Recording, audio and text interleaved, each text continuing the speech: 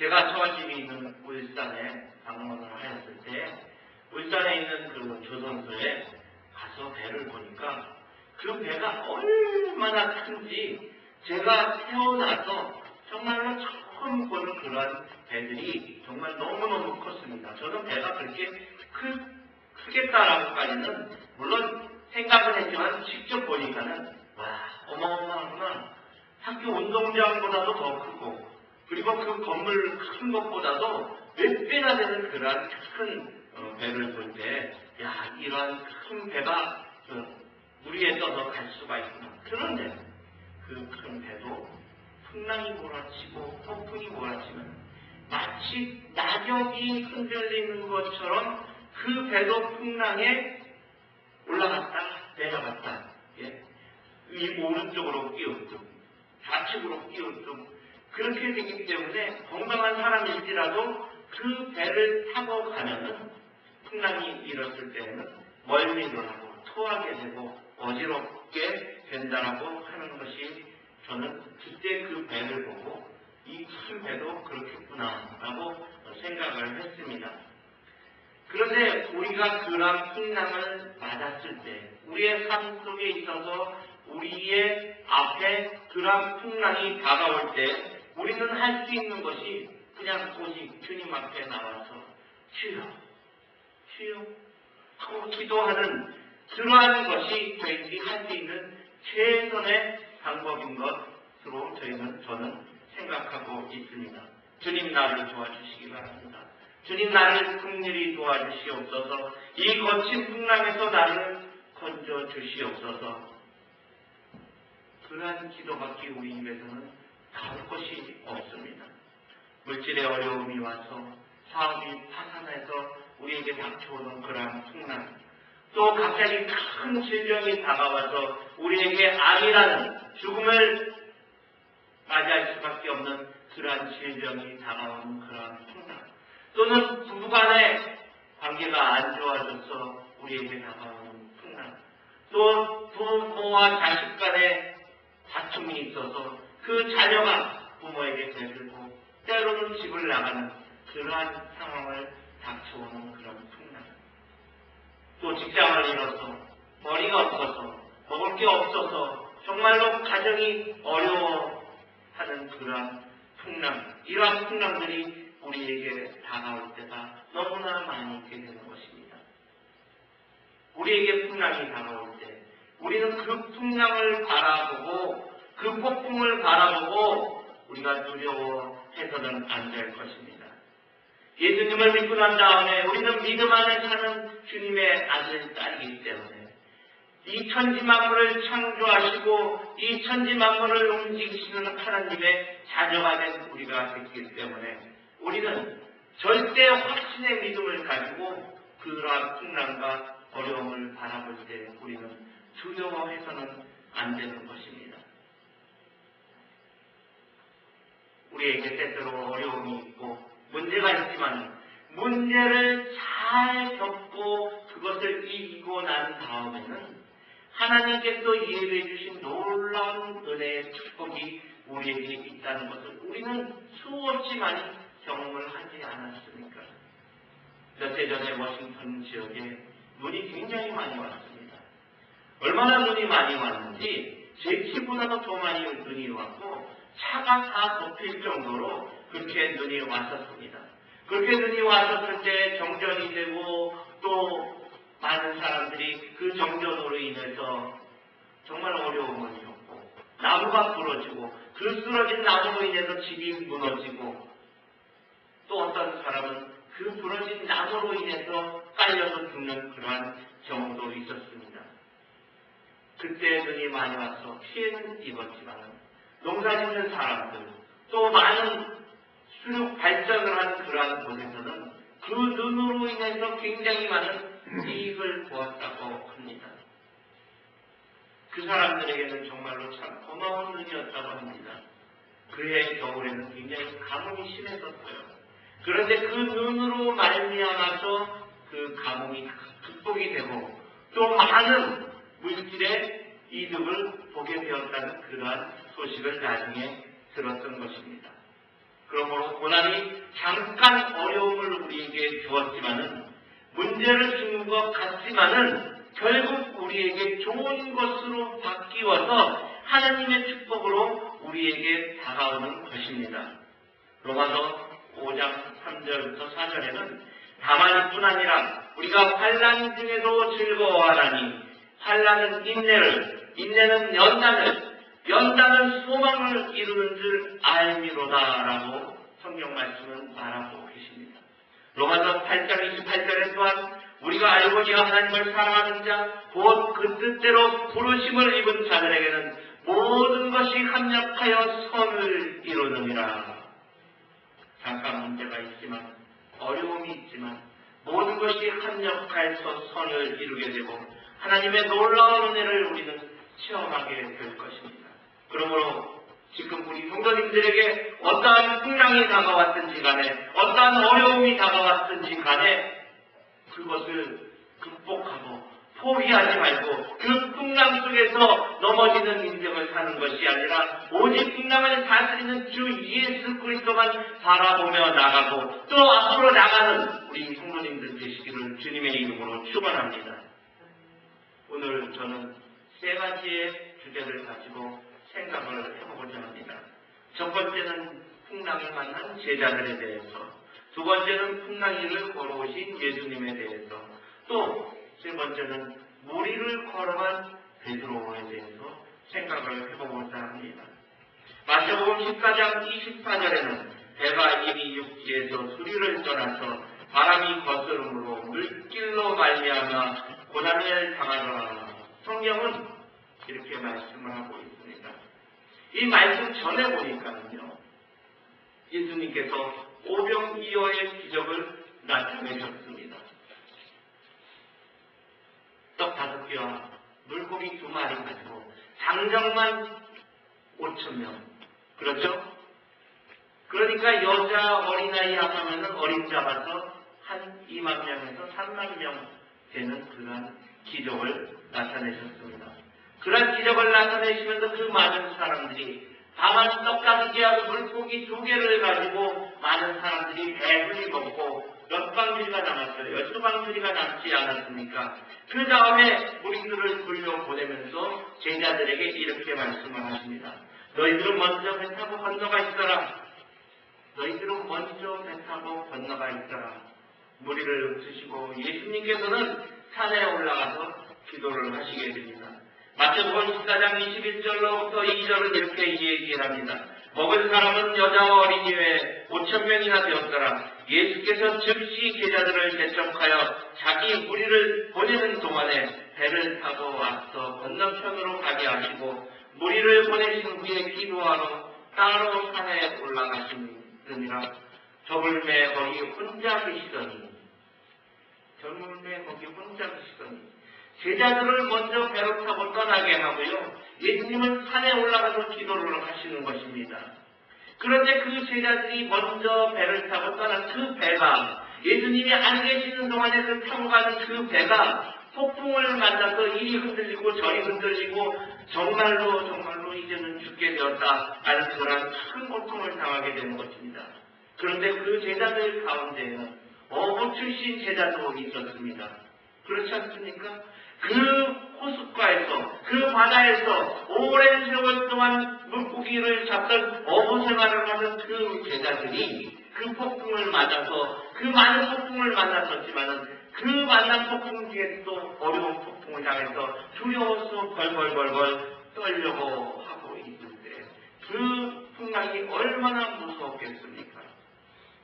우리가 이 시험을 살아가는 동안에 예기치 않은 폭풍이 다가와서 우리에게 어려움과 고통과 슬픔을 갖다 주는 경우가 많이 있습니다. 근본적인 원인은 무엇일까요? 근본적인 원인. 오늘 보니까 제자들이 예수께서 가라고 하니까 예수님을 모시지 않고 그냥 갔습니다. 바로 그것에 원인이 있다고 봅니다. 예수님을 배에 모시지 않고 갔기 때문에 배의 주인이 예수님이 안 계시기 때문에 그러한 일이 벌어지지 않았을까? 그러면 혹시 또 이렇게 생각할지도 모릅니다. 아니, 예수님께서 함께 가셨을 때도 그때도 폭풍이 일어나서 예수님께서 바람아, 파도야, 잠잠하라 그렇게 얘기하지 않았습니까? 그때도 예수님께서는 주무시고 계셨습니다. 우리의 삶에 있어서 예수님이 우리의 선장 되시지 않으시고 우리가 예수님을 그냥 따로 떨어놓고 내가 선장이 되어서 그 삶을 이끌어 나가려고 하면은 우리는 풍랑을 만날 수밖에 없는 것입니다. 그리고 예수님이 나한테 같이 있다고 하더라도 나의 마음 안에서 예수님을 주무시게 만들고 성령께서 잠잠게 만들고 내가 주인이 되어서 나가게 될 때, 그러할 때 우리는 폭풍을 만나게 되는 것입니다. 풍랑을 만나게 되는 것입니다.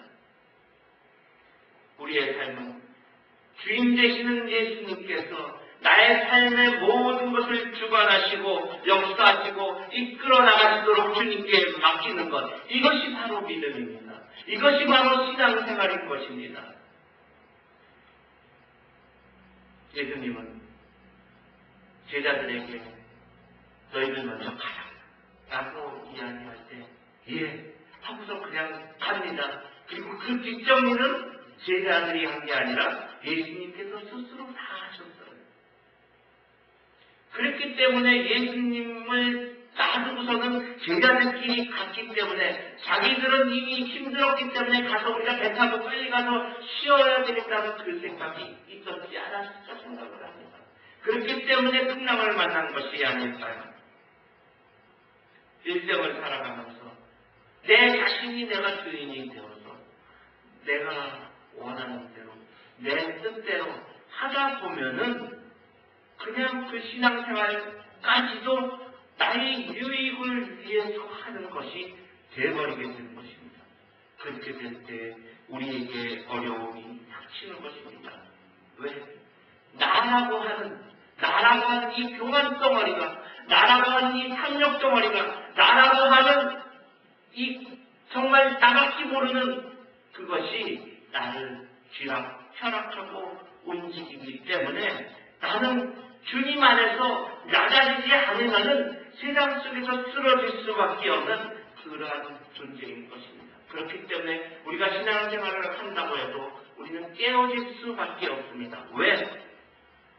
하나님께서 우리를 깨므로 말미암아 올바른 사람이 되어서 하나님께서 기뻐하시는 신앙인으로 살기를 원하시기 때문에 나를 깨는 것입니다. 아직도 안 깨진 사람이 있습니까? 주님 앞에서 무릎 꿇고 기도하면서 깨주시기를 바랍니다. 주님 홀로 영광 받으시기 바랍니다. 나는 아무것도 아닙니다. 나는 주님이 없으면 살아갈 수 없는 그러한 존재입니다. 나는 원래만도 못한 존재입니다. 라고 우리는 낮아져야 하는 것입니다. 내가 깨어질 때 하나님께서는 나와 함께 하시는 것을 우리는 깨닫게 되는 것입니다. 하나님께서 우리 곁에 항상 계십니다. 하나님이 함께 하시는데도 우리는 그것을 깨닫지 못하고 내가 주인이 되어서 내가 나가기 때문에 그게 바로 풍랑을 만나는 원인이 되는 것입니다. 다음에 가족을 보면은요, 흉년이 들었다고 믿음의 터전을 떠나서 이방 땅으로 가지 않습니까? 그 이방 땅으로 가서 이방신들하고 섬기는 사람들하고 같이 어울려서 하나님을 잊어버리고 살아나갈 때 남편도 잊어먹고 아들 둘도 잊어먹고 거지가 되어서 먹을 것이 없어서 먹을 것을 찾아서 그 땅으로 떠났지만은 먹을 것이 없어서 내 고향 땅에 흉년이 들었다고 하니까 다시 돌아오는 그 모습을 보시기 바랍니다. 아담과 하와가 데리고서는 에덴 동산에서 쫓겨나게 되었습니다. 쫓겨난 다음에 다가온 것이 무엇입니까? 땀을 흘리지 않고는 흙에서 내 소산을 얻지 못할 것이다. 말할 수 없는 고통 속에 저희들은 힘들어하지 않았습니까? 왜? 죄를 지었기 때문에. 예수 그리스도를 떠나서 사는 그 삶은 오로지 힘든 삶밖에 없다는 것을 우리는 기억을 해야 합니다. 우리의 환경 속에서 풍랑을 만나게 됩니다. 진정의 풍랑을 만나게 됩니다. 가난과 저주, 미움과 고통의 폭풍이 우리에게 다가오게 되는 것입니다. 그럴 때마다 우리는 주님 앞에서 무릎 꿇고 회개하여야 하는 것입니다. 주여 나를 용서하여 주시옵소서. 나의 교습과 교만과 불순종을 용서하여 주시옵소서. 그런데 내가 크게 뭘 잘못하지 않았는데도 폭풍을 만나는 경우가 있습니다. 욥의 경우도 그렇지 않습니까? 욥은 정말 의인이라고 했습니다. 그런데도 믿음의 사람이었는데도 어려움을 당하게 되는 것입니다. 그런데 그 어려움을 겪고 난 다음에 그 축복이 어떻습니까? 가전의 축복을 받지 않았습니까? 그러므로 우리는 이 세상 살아나가는 동안에 어떤 환난과 고통을 당할지라도 어떤 문제를 만날지라도 기도하고 주님 앞에서 깨어지고 낮아질 때 우리는 주님의 손길이 우리에게 다가와서 나를 축복의 손길로서 잡아주신다는 것을 잊지 말아야 할 것입니다. 욥기서 23장 10절에 그러나 내가 가는 길을 그가 아시나니 그가 나를 단련하신 후에는 내가 정금같이 되어 나오리라. 야고보서 1장 12절에는 시험을 참는 자는 복이 있나니 이는 시련을 견뎌낸 자가 주께서 자기를 사랑하는 자들에게 약속하신 생명의 면류관을 얻을 것이기 때문이라. 할렐루야. 환난에 통과하는 믿음의 사람들을 더욱더 강하게 만들고 더욱더 성숙하게 만들고 더욱더 겸손하게 만드는 것입니다. 그렇기 때문에 어떠한 어려움이 다가와도 어떠한 풍파가 다가와도 우리는 절대 포기해서는 안 됩니다. 절대 포기하지 않고 주님만 바라보고 주님의 손을 잡고 나갈 때에 우리는 살아갈 수가 있는 것입니다. 그렇게 되면 하나님의 은혜와 축복이 우리 성도님들에게 가득하실 것입니다. 두 번째로 풍랑이를 걸어오신 예수님에 대해서 생각해보고자 합니다. 밤사경에 예수께서 바다 위로 걸어서 제자들에게 오시니 이 밤사경이라고 하는 새벽 한 3시에서 4시 정도를 말하게 되는 것입니다. 제자들이 고통에 진짜 힘들어서 어떻게 할 줄 모를 때 폭풍을 헤치고 예수님께서는 그 위를 걸어오신 것입니다. 그런데 제자들은 이야기를 합니다. 유령이 나타났나 보다. 유령이 나타납니다. 유령이 나타난 것이 아닙니다. 물 위를 걸어오는 사람을 누가 봤습니까? 제자들도 아마 처음 봤을 거예요. 그렇게 물 위에 오는 예수님을 보고는 깜짝 놀라서 이제 우리는 죽었구나. 죽음의 자신이 우리를 갖다가 이제 폭풍 속에서 우리를 죽음의 구렁텅이로 빠뜨리려고 오는구나 하고 두려워 떨고 있을 때 예수님께서는 뭐라고 말씀을 하십니까? 예수님께서 내게 두려워 말라. 내게 두려워 말라. 그렇지 않습니까? 예수님께서는 우리가 내 두 손을 들고 나의 모든 것을 항복하면서 주여 주여 살려주시옵소서 하고 주님께 무릎 꿇고 엎드릴 때 나의 모든 것을 내려놓고 내 두 손을 바짝 때 예수님께서는 우리에게 다가오게 되는 것입니다. 도우심을 구하고 간구하고 기도할 때 기적은 나타나게 되는 것입니다. 은혜가 나타나게 되는 것입니다. 치료가 우리에게 나타나게 되는 것입니다. 하나님의 용서가 우리에게 임하게 되는 것입니다. 아무도 도와주지 않은 그 절망감에 빠져있을 때 예수님께서 다가오지 않았습니까? 우리에게 어려움이 있고 고통이 있고 슬픔이 있고 더 이상 어쩌할 바를 모를 때 그때가 바로 주님을 만날 때인 것입니다. 주님이 여러분 앞에 우리 성도님들 앞에 나올 때가 바로 그때인 것입니다. 그때 우리는 주님을 만나야 되는 것입니다.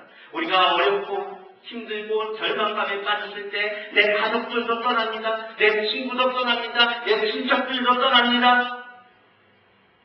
그럴 때 주님께서는 우리를 떠나는 것입니다. 우리에게 다가오시는 것입니다. 그냥 우리를 찾아오시는 것입니다. 그리고 우리에게 손을 내미는 것입니다. 온 세상 사람들은 우리를 버려도 주 예수님은 나를 안 버리는 것입니다.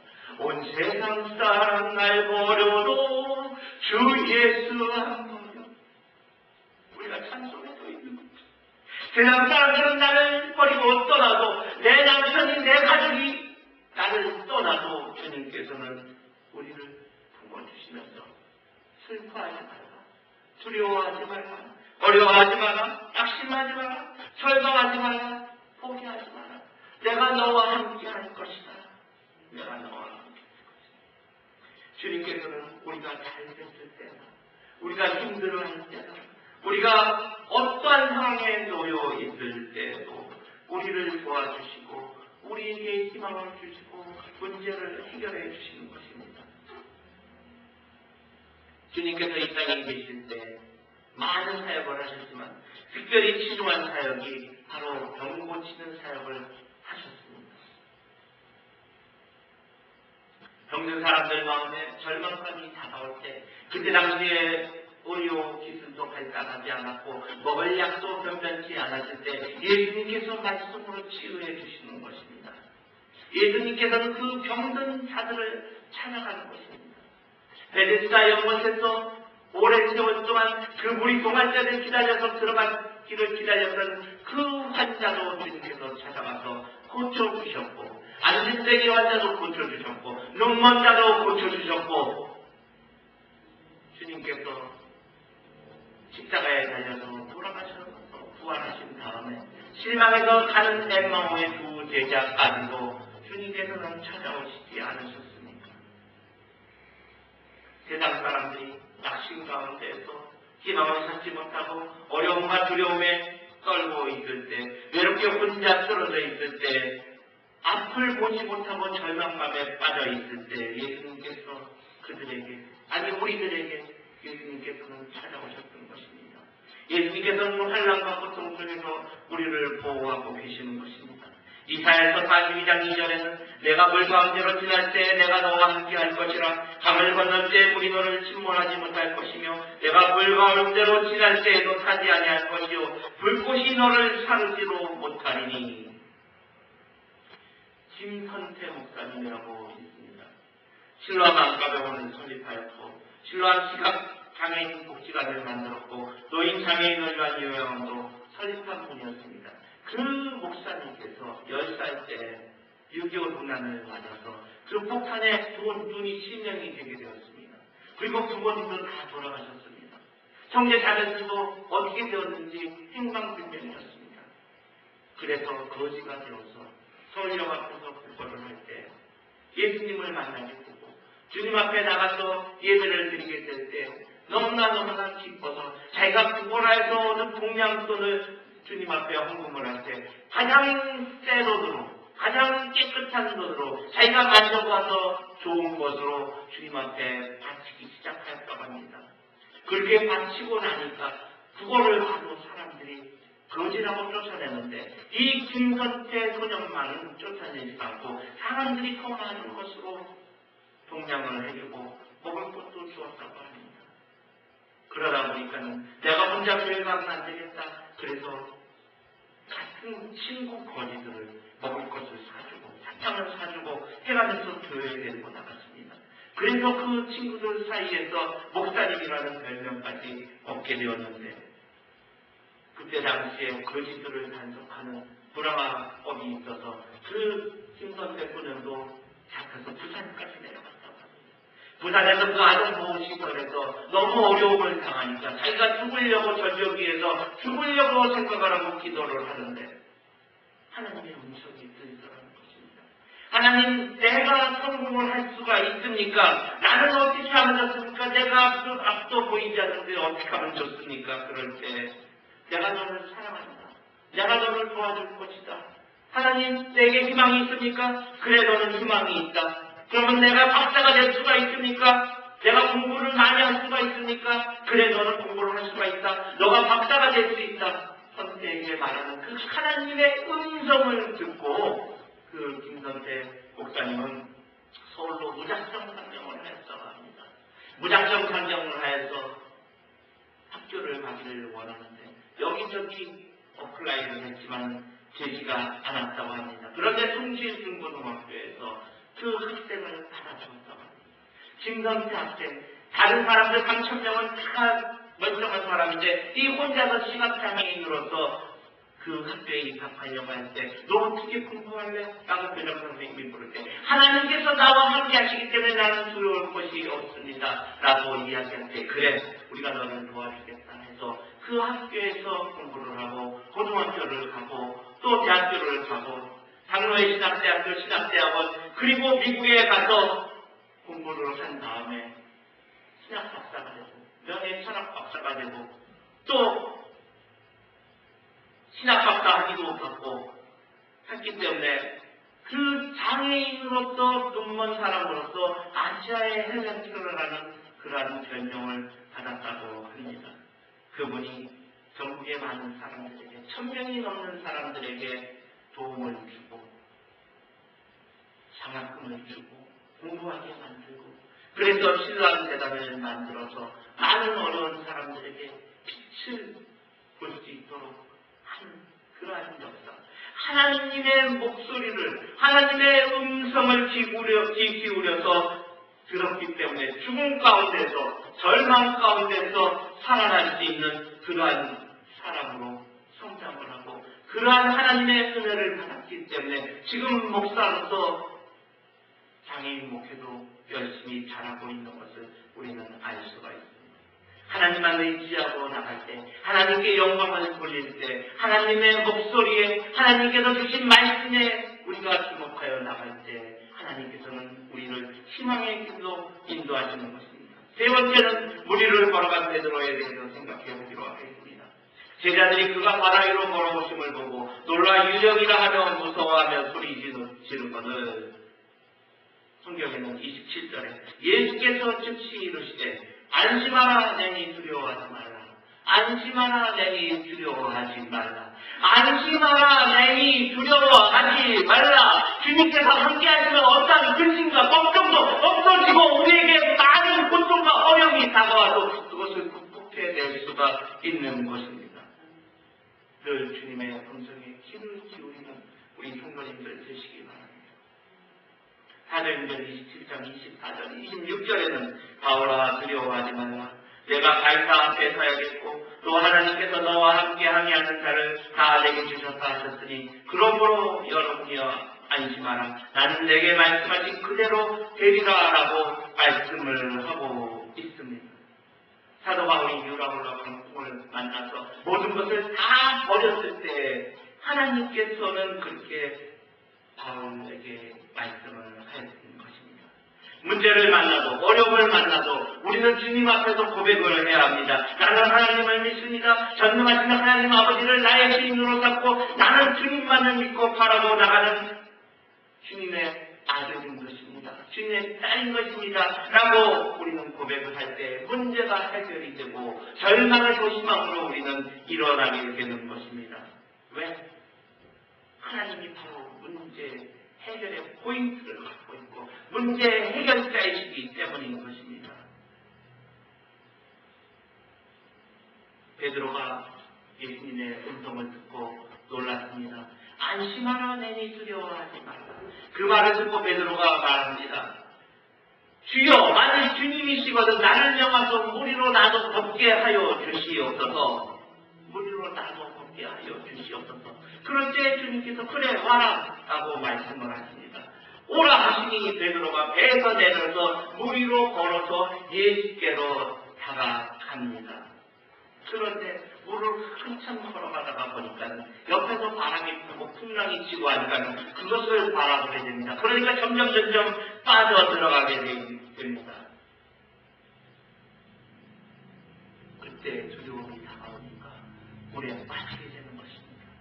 우리가 폭풍이를 걸어갈 때 그것을 헤쳐나갈 때 바로 우리가 믿음이 필요한 것입니다. 옆에서 오는 그러한 어려움을 우리가 바라보는 것이 아니라 약속의 말씀을 믿고 그것만을 바라보고 나갈 때 우리는 무리를 걷게 되는 기적을 만나게 되는 것입니다.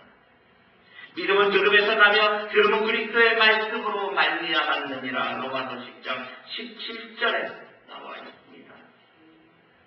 들음에서 나며 들음은 그리스도의 말씀으로 말미암았느니라. 우리가 고통은 어려움은 시련은 환난을 겪을 때 주님만 바라보고 나가야지 세상을 바라보면 그냥 빠져들어갈 수밖에 없습니다.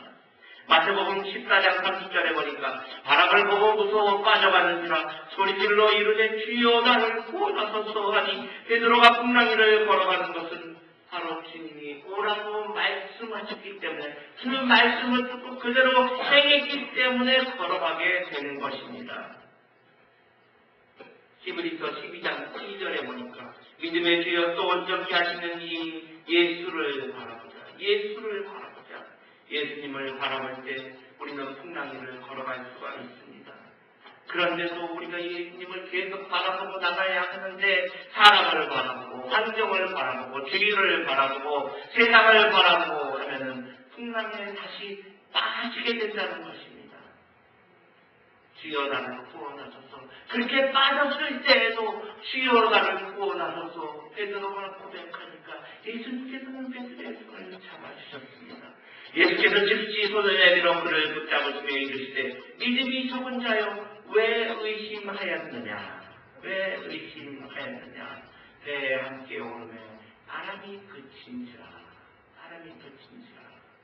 예수님께서는 그 풍랑이 일어났을 때 풍랑을 잔잔케 하시고 그 바다 위를 걸어간 게 아니라 그 풍랑 속에서 그 높은 파도가 부러치는 그 속에서도 예수님께서는 걸어갔던 것입니다. 어떠한 어려움이 다가와도 믿음으로 나가셔야 합니다. 믿음으로 나가셔야 합니다. 믿음이 작은 자요 왜 의심하였느냐. 라는 말을 듣지 않도록 긍정의 믿음, 하나님 아버지 안에서 정말 확실한 믿음을 가지고 우리는 나가야 하는 것입니다. 그럴 때 우리에게 기적이 다가오는 것입니다. 다윗은 사도행전 2장 25절에 보니까 다윗이 그를 가르쳐 이르되 항상 내 앞에 계신 주를 배웠으며 나도 요동하지 않게 하기 위하여 그가 내 우편에 계시도다. 내 우편에 계시도다.